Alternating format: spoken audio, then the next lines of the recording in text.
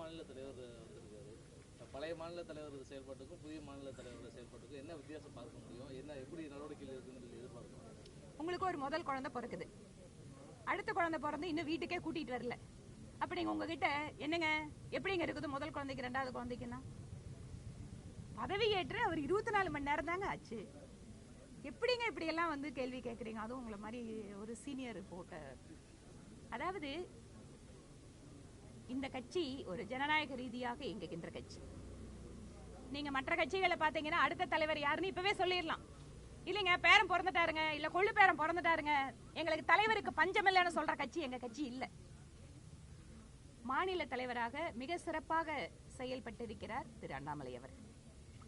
தேர்தல் அரசியலையும் சரி, கட்சி வேலைகளிலேயும் சரி, தனக்கென ஒரு தனி முத்திரையோடு தன்னுடைய பொறுப்பிலிருந்து அவர் இன்று அடுத்த மாநில தலைவருக்கு அந்த பொறுப்பை மாற்றி இருக்கிறார். எங்களை பொறுத்தவரைக்கும் எங்க கட்சியில தலைமை பொறுப்பு என்பது வரிசையிலே முதலில் நிற்கக்கூடிய நபர் தலைவர். இதுதான் கட்சி எங்களுக்கு சொல்லி கொடுத்திருக்கு. பிரசிடென்ட் பிரசைட்ஸ், டீம் டிசைட்ஸ் சொல்லுவோம் ஆங்கிலத்தில். குழு முடிவு செய்யும், தலைவர் செயல்படுத்துவார்.